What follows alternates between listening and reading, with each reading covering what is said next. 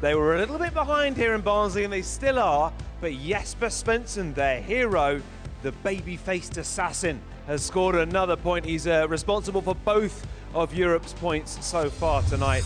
Look at that, Svendsen in blue on both those points for Team Europe. America have been brilliant, but Europe are right back in it. They are back in play here at Weber Cup 18, and it's largely thanks to Jesper Svendsen. So brilliant from him. Guy, he's been superb tonight, hasn't he? And that was such an important point for Team Europe. Well, thank goodness for Jesper, because he's literally keeping them in the game single-handedly. I mean, the guy hasn't lost a point in singles in the Weber Cup. An amazing, amazing record. But what a terrific match. I mean, you can't fault Carly bowled a great game too, but just came up against a guy who is simply too good. He was really good, so good. In fact, we almost got a 300 game. Guy, this is the dream for bowlers on this big stage. Tell us how hard it is to achieve a perfect 300 game. Yes, I mean, it's the ultimate in bowling. With this scoring system, you only need 10 strikes to get the 300. With the scoring system we're using, normally it would be 12 strikes, but it's still what the guys are looking for. I don't think Jesper will mind not getting the 300, because that point was very, very important. It did come close, and we do say it's a little bit like a 147 in snooker or a 9 darter. Maybe we'll have one at one point in the weekend, because the scoring's been high, hasn't it?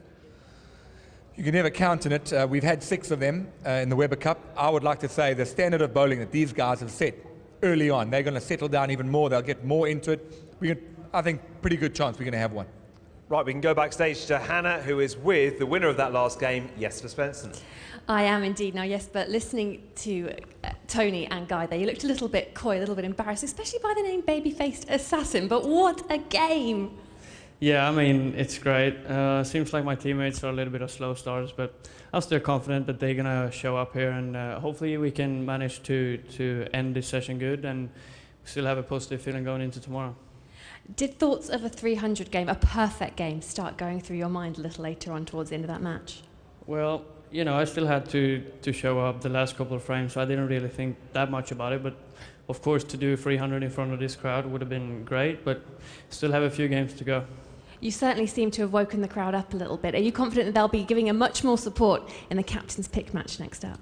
Absolutely. I mean, they're great as awesome, so as always. So I'm pretty sure they're going to do what they can to help us. Well, I'm pretty certain you won't be the captain's pick, so enjoy putting your feet up. Thank you.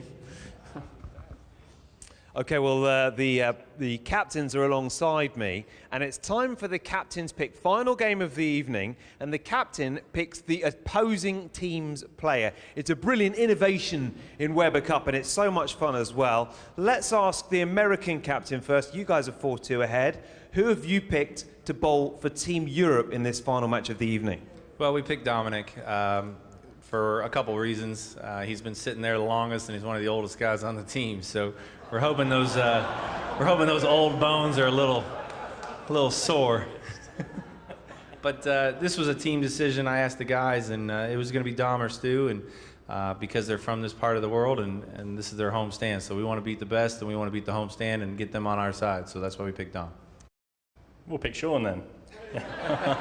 No, we thought about it, and you know, Kyle just bowled.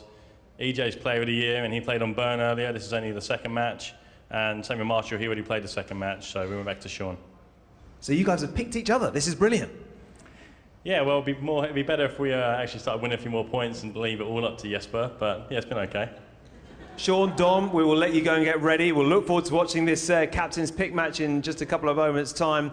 Confirmation then that the captains have picked each other in the captain's pick match. It is Dominic Barrett versus Sean Rash. I don't think Dom changed his mind last minute. I think the team had decided to pick Sean anyway. Guy Kaminsky's back alongside me. Guy, what do you make of those captains pick, the opposing captains picking each other? I absolutely love it. I think it's terrific for the event, and I think it definitely ups the ante, because I think there's a lot of psychological warfare in trying to get at each other, because Dom's had it so easy the last 4 years.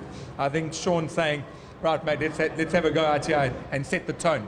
He's good fun, Sean Rash, isn't he? He's just trying to spice it up a little bit, and he wandered past us after that previous game, and he said, Jesper Svendsen can't win all 19 points. No, you can't. And if he did play all the events, they would win. Can't win 19. He can't win 19, that's for sure. But an important game for the two captains here, because they both need a little bit of confidence to stamp their authority on the event. Sean, we can see, compared to last year, a completely different captain.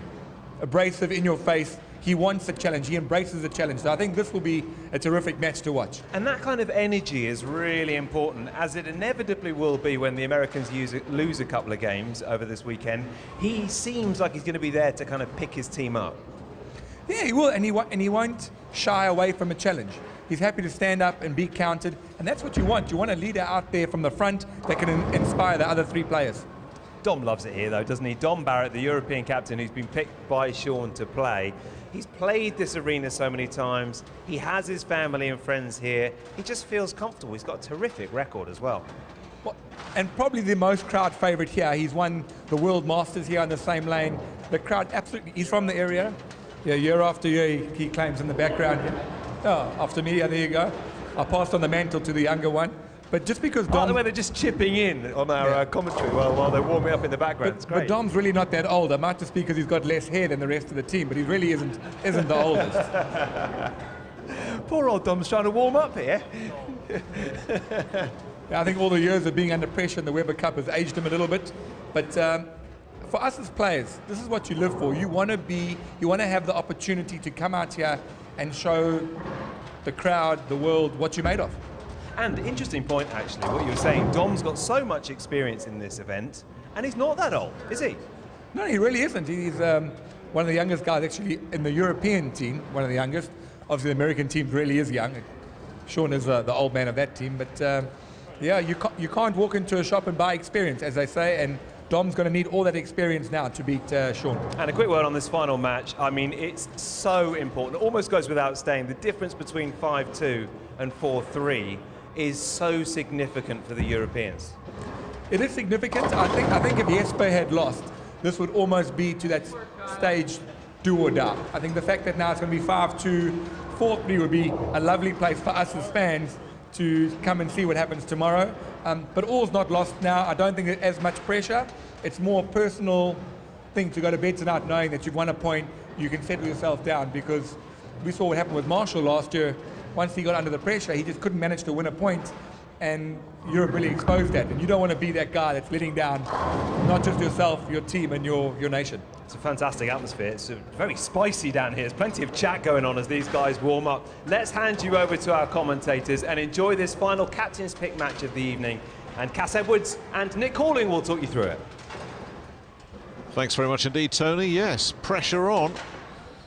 It really would have been a bad situation had Jesper Svendsen lost last time up, but remember how different things could have been in that match between Martin Larsson and Sean Rash. That was pretty much a flip of the coin which went in favour of the American. He won that by 3 pins. That's why they're 4-2 up. It could so easily be 3-all, but you know the psychology at work here. And in all seriousness, I think what Rash and the rest of the guys are thinking is, yes, Barrett has been sitting around for a couple of hours, and also Barrett has logged the lowest individual score that we've seen in this first session, a 232 when he was beaten by Kyle Troop. That's the real reason they've picked him. Yeah, logic says that he's been sitting down for 2 hours. He didn't have the greatest game, although 230 is not a bad score. Rash, on the other hand, had a 267. So, yeah, maybe Rash was the odd pick as the captain's pick, but I can't see anything wrong with picking Dom Barrett to step up. But I like that Barrett is prepared to just put his chin out there, if you like, and say, OK, they're going to pick me, I know that.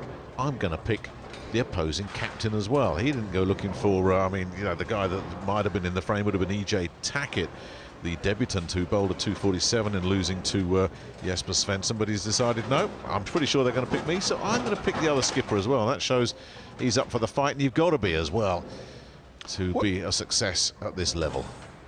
It's the time of the tournament that they need a fight. I mean, they're 4-2 down. They want to make it 4-3. They certainly don't want to go in 5-2 tonight. So, yeah, Dom's put his name and his reputation on the line. Well, let's see if that steps up. The Colchester man,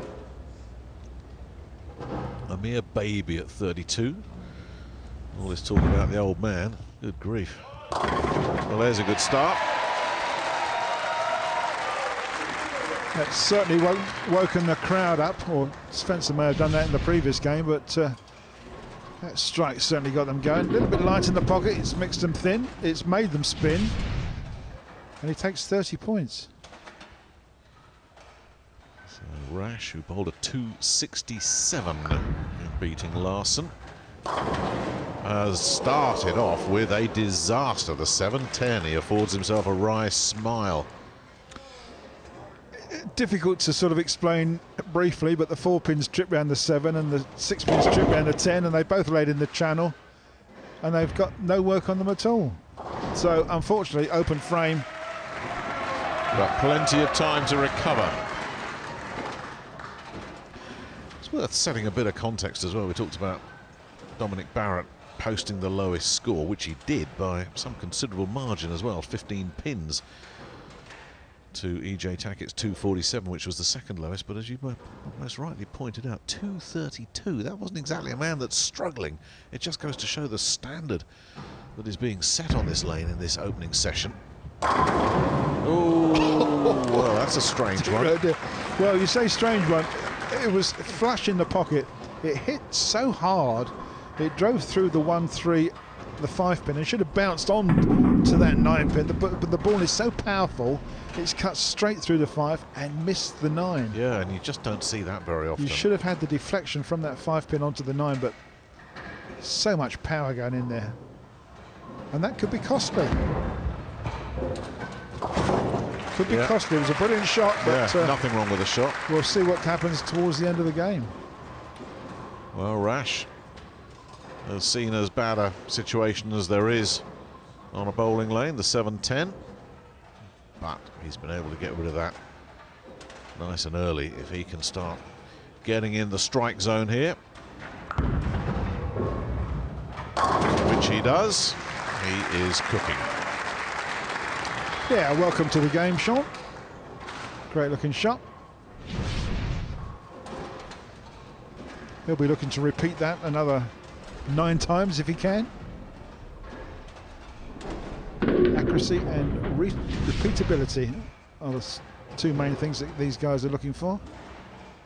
Not necessarily playing against one another, but they're playing the lane. They want to defeat the bowling pattern. Oh, that did a lot of work, didn't it? But look at the reaction on the back end. Barrett will be happy enough with that. Yeah, managed to get that 9 pin out this time. Much better looking shot.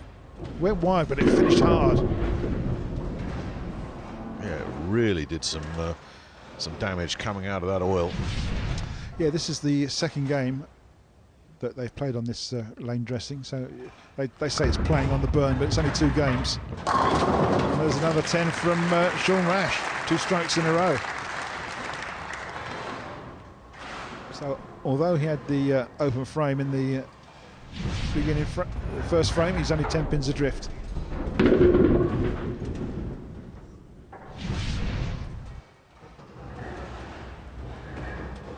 As you do in these situations, you focus on your own game. You might have half an eye on what the other guy's doing, but basically you're just ready for your next step up. Barrett has got another spare to deal with. Now, what happened there? A bit hard and fast. It didn't quite finish as well as it should. It's left the 4 and the 8 pin, and it's light in the pocket as well. That's why he hasn't got the action over on that left-hand side. A straightforward spare, hard and straight. What it does mean is that all that damage that was done by that early split from Sean Rash, that's been erased. If he strikes here, he takes the lead. Yes, and he knows that as well. He's just been waiting for the opportunity. The opportunity arises now in the 4th frame. And remember, he's already been in a dogfight. He came out of that battle with Martin Larson by 3 pins. He too has been affected by something. Yeah, that's all right. He'll come back and regroup. Use a rosin bag just to dry his fingers off. And he'll come back and go through his pre-shot routine.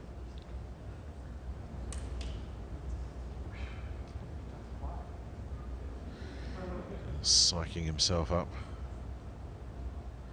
Well, we saw Martin Larsson hit 9 after he had a distraction. What's no such damage there though for Rash. So he is for the first time in front in this point.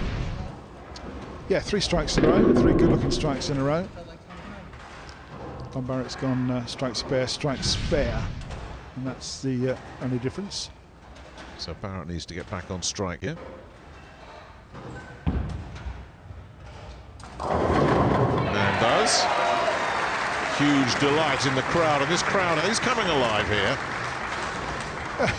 A little puff of the cheeks there. I think Dom's realised that was not the best strike in the world.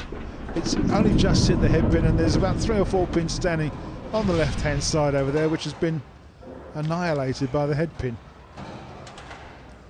But it gives him the opportunity to roll another strike and make a double. Meanwhile, Rash will be just looking to keep whatever he's got boiling away. Now that is really hotting up nicely for him. How many is that in a row now, Cass? Well, that's 4 in a row. He maintains his 2-pin lead at the halfway stage.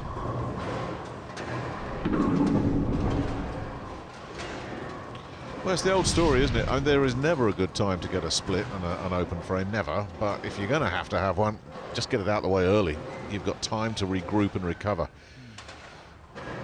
Of course, the other thing I hadn't mentioned is that it was actually the Americans that picked this 44-feet bowling pattern at the start of the session.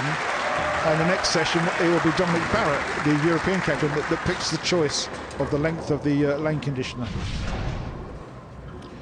Well, Barrett doing a good job here. He's regrouped. He shrugged off 1 or 2 disappointments and needed that strike. Well, what he needs now is for Rash to leave a pin standing.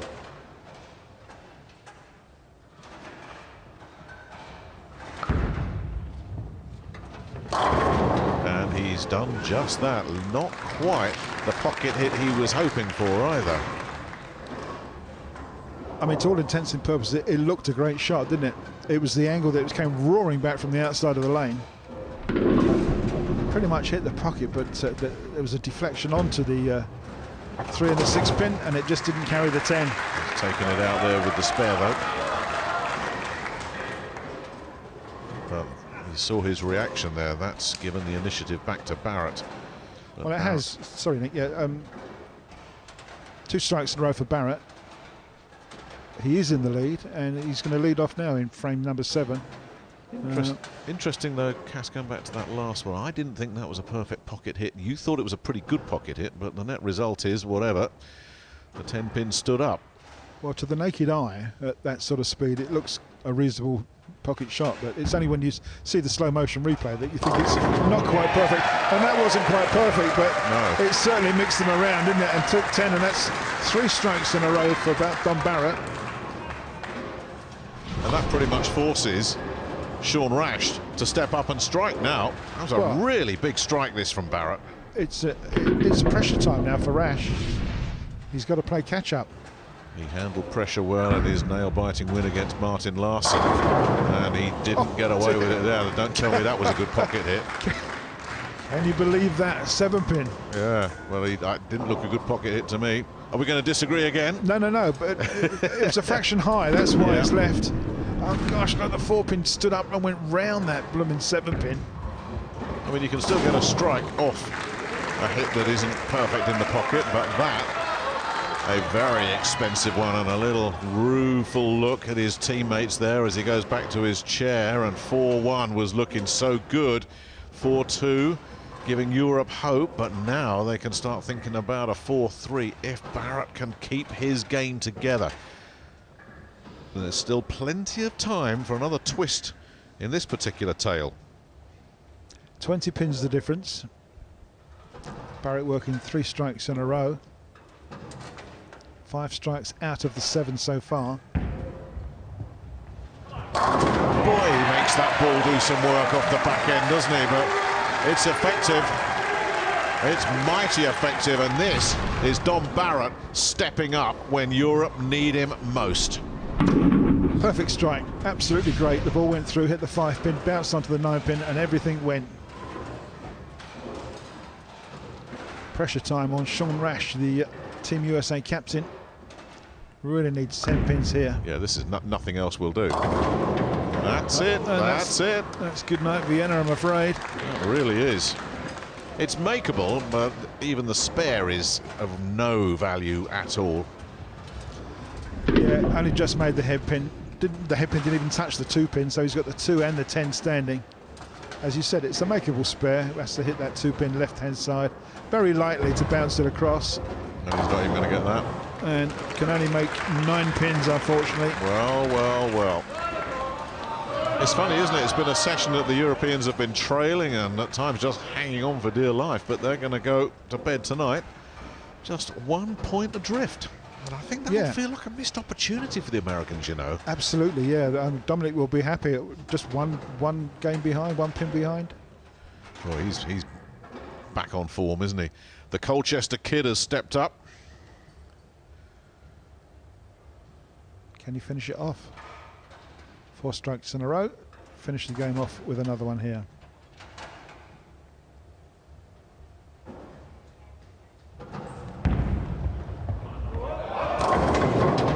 He was out of the pocket as well, but just staying clean will be good enough here for Barrett. Yeah, spare will give him 236, and that's the maximum that Rash can make. So Dom might have to step up in the 10th frame and hit 1 pin, which I'm sure he'll do. Assuming he hits this 1 pin, which he should. We haven't seen any single pin misses so far in the tournament. But you and I, you a lot more than me, have seen plenty down the years. It turns into a matchstick sometimes, that single pin. That's interesting. He made that ball work. He didn't go for his spare ball. He just stuck with what what's got him here. He took the scenic route to this one. Didn't he really wide, just snapped it off his fingers. If that went straight, it would miss, but look at it hook back. He knows exactly what he's doing. It was halfway to hull when that landed, when it started coming back. And a strike to finish with for Sean Rash, but that was a big point, a huge point. Not officially in the books yet, but 1 pin will do. He'll probably get a few more than 1. He'll take 9. That was a captain's performance, and his teammates were there to let him know how much they appreciate what Dominic Barrett has just done for Team Europe. That paints a very different picture on this opening session. And they were on their knees at 4-1. As it is, Sean Rash can look at a couple of open frames and curse his misfortune, which has continued right into this 10th frame. Yeah, 2 big open frames. One in the first frame, one in the 8th, and that's just about killed his game. Hello, here we go. It's bowling lesson time from Harry Potter look-alike. This is good to see. This is good to see. Come on, let's see. Oh, we might be here a while. No, we won't. In the gutter. In the gutter. Well, a nice little touch there from Sean Rash. But he did not bring his A game. Dom Barrett did. And that is why the Europeans will be going to bed with smiles on their faces tonight and momentum behind them when we come out tomorrow afternoon. 4-1 down, but this opening session of the 2017 Weber Cup will finish the USA 4, Europe 3. I wonder if we're going to be in for another one that's going to go right down to the wire.